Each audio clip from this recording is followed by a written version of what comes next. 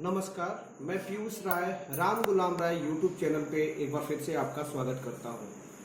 पिछले वीडियो में हमने क्रिया प्रसूत अनुबंधन, जिसके प्रतिपादक बीएफ स्किनर महोदय थे, उनके सिद्धांत एवं उसके महत्वपूर्ण अंशों से परिचय प्राप्त किया था। स्किनर महोदय ने ये बताया कि कैसे उनका चूहा सक्रिय अनुक्रियाओं के द्वारा उचित पुनर्बलन प्राप्त करके एक अनुक्रिया को सीखता है या एक अधिगम को पूरा करता है। निश्चित तौर पे उनके सिद्धांत में अनेक ऐसी विशेषताएं हैं जिसने अधिगम की प्रक्रिया को स्पष्ट करने में महत्वपूर्ण भूमिका अदा की। आइए उनके सिद्धांत के कुछ विशेषताओं या गुणों से परिचय प्राप्त करते हैं। स्किनर के सिद्धांत का मूल्यांकन करने के लिए हमें उनके गुणों एवं दोषों दोनों पे दृष्टिपात करना होगा। सर्वप्रथम हम स्किनर के अधिगम सिद्धांत के गुणों से परिचय प्राप्त करेंगे। इसकी पहली विशेषता है कि ये एक विशिष्ट शैक्षिक तकनीकी है। निश्चित तौर पे जब से शिक्षा के क्षेत्र में तकनीक ने प्रवेश लिया है, तब से शिक्षा के क्षेत्र में एक अद्भुत क्रांति आई है। क्रिया प्रसूत अनुबंधन सिद्धांत भी कहीं न कहीं से शिक्षा को एक नई दिशा और दशा प्रदान करने का आधार रहा है। इसने अभिक्रमित अनुदेशन को जन्म दिया। जो ये सिद्धांत था इनका, इसी के आधार पे बीएफ स्किनर महोदय ने अभिक्रमित अनुदेशन नामक एक संप्रत्यय को विकसित किया, जो किसी भी विषय वस्तु को छोटे छोटे टुकड़ों में विभाजित करके पढ़ाने की एक विधि है। तो इस प्रकार ये एक विशिष्ट शैक्षिक तकनीकी है और साथ ही साथ जो अभिक्रमित अनुदेशन, जिसको हम आंग्ल भाषा में पीआई या प्रोग्राम्ड इंस्ट्रक्शन कहते हैं, वो भी इसी पर आधारित है। शिक्षण मशीन, जिसके जन्मदाता सिडनी एल प्रेसी को माना जाता है, ये भी आपके लिए महत्वपूर्ण होगा। इसके जन्मदाता थे सिडनी एल प्रेसी।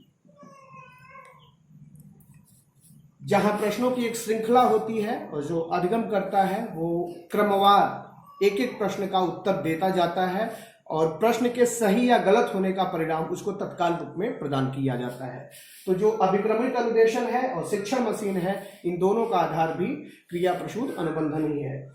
अगले पॉइंट की बात की जाए तो ये स्वाभाविक अनुक्रियाओं पर बल देता है। आपने पावलोव के अधिगम सिद्धांत में देखा कि प्राणी की जो स्वाभाविक अनुक्रियाएं हैं, उसका अनुबंधन किसी तटस्थ उद्दीपन के साथ किया जाता है और तटस्थ उद्दीपन की प्रस्तुति पे प्राणी स्वाभाविक अनुक्रिया, जो स्वाभाविक उद्दीपक की स्वाभाविक अनुक्रिया है, उसे देने लगता है और उसे उन्होंने अधिगम का नाम दिया।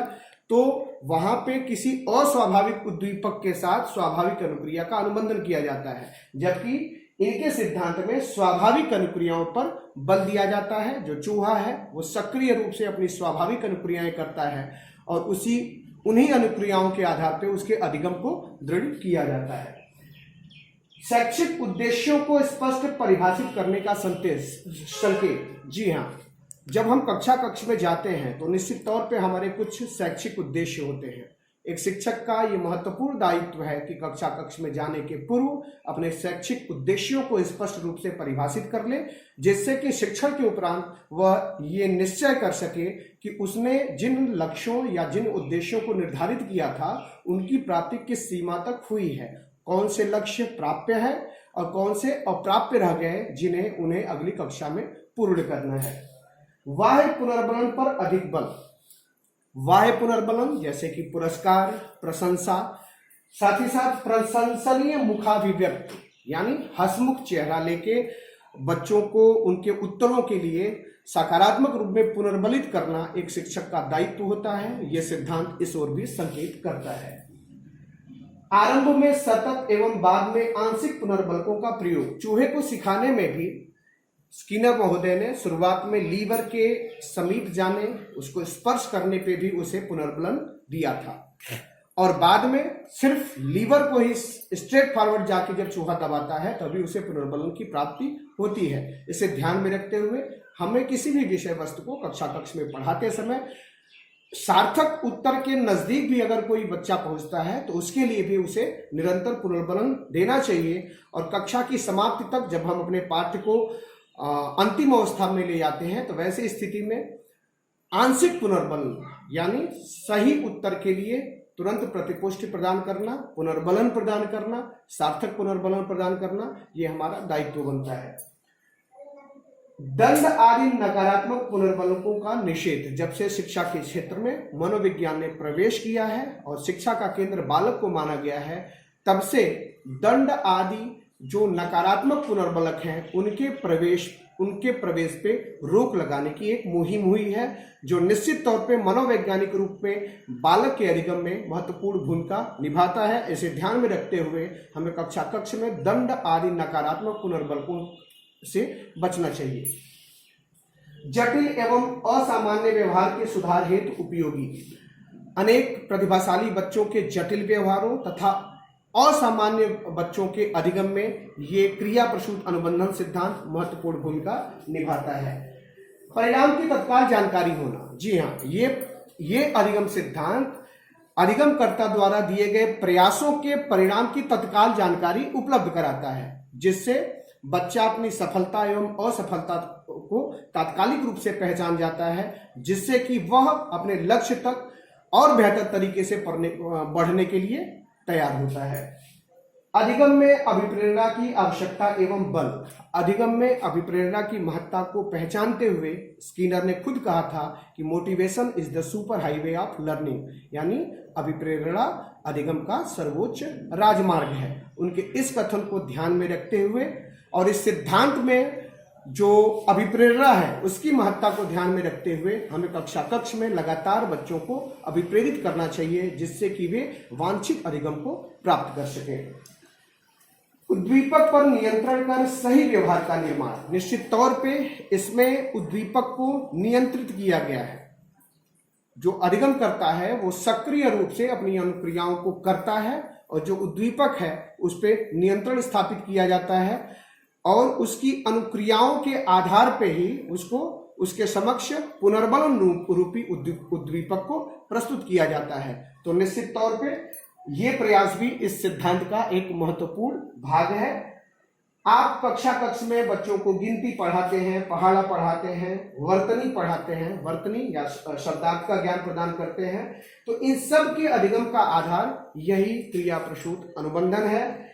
निरीक्षणात्मक अधिगम भी इसे माना जाता है, यानी इस सिद्धांत में निरीक्षण के आधार पे अधिगम को दर्शाया गया है। तो ये भी इसके प्रमुख विशेषता है। अब आइए इसके दोषों की तरफ रुख करते हैं।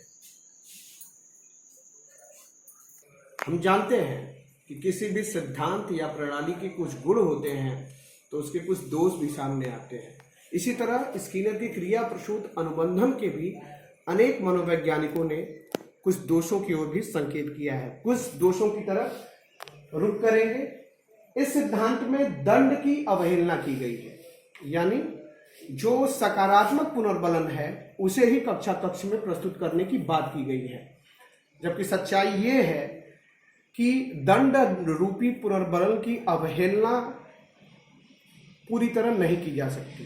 कभी कभी ऐसी परिस्थितियां आती हैं कक्ष में कि समस्यात्मक बालकों के प्रति दंडात्मक रवैया भी अपनाना पड़ता है। और कहावतें भी हैं, भय बिनु होई न प्रीति,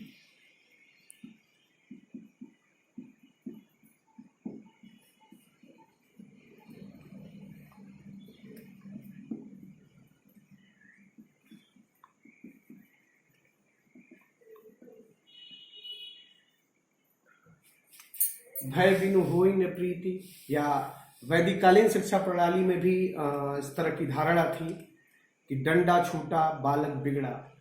तो ऐसे इतिहास को, शैक्षिक इतिहास को भी ध्यान में अगर हम रखें तो दंड की पूर्णतया अवहेलना नहीं की जा सकती। ये एक प्रमुख दोष के रूप में सामने आता है। आंतरिक पुनर्बलन की उपेक्षा। इस सिद्धांत में जो बाह्य पुनर्बलक हैं उन पे अत्यधिक बल दिया गया है, लेकिन विद्यार्थी के अधिगम में उसकी अभिरुचि, उसकी अभिप्रेरणा ये सारे तथ्य कहीं न कहीं से महत्वपूर्ण भूमिका निभाते हैं। तो आंतरिक पुनर्बलकों की जो अवहेलना की गई है इस सिद्धांत में, ये भी इसकी एक प्रमुख खामी रही है। पुनर्बलन के बिना भी अधिगम संभव है। आवश्यक नहीं है कि किसी हर तरह का अधिगम पुनर्बलक के आधार पर ही किया जाए, उसके बिना भी अधिगम संभव है। अधिगम में सूझ और समझ की अवहेलना की गई है। निश्चित तौर पे किसी भी तरह के अधिगम में बालक के सूझ या उसके समझ की भी एक प्रमुख भूमिका होती है। खास तौर पे जो बड़े बालक होते हैं, जो किशोर होते हैं या जो बालक होते हैं, ऐसे लोगों के अधिगम में उसकी सूझ और समझ महत्वपूर्ण भूमिका निभाती है, जबकि इस सिद्धांत में सूझ या समझ को महत्व नहीं दिया गया है। साथ ही साथ इस सिद्धांत में वैज्ञानिकता के पटल पे भी काफी कमियां पाई जाती हैं। वैज्ञानिकता का अभाव भी इसके एक प्रमुख दोष के रूप में सामने आता है। तो कुल मिलाकर कहा जा सकता है कि विभिन्न दोषों के होने के बावजूद अनेक ऐसी अच्छाइयां थी इस सिद्धांत में, जिसने सीखने की प्रक्रिया को स्पष्ट करने में अति महत्वपूर्ण भूमिका अदा की। अब हम अगले वीडियो में परिचय प्राप्त करेंगे संज्ञानवादियों के द्वारा, गेस्टाल्टवादियों के द्वारा प्रतिपादित सूझ के सिद्धांत से, the insight theory of learning. तब तक के लिए इजाजत दें। नमस्कार।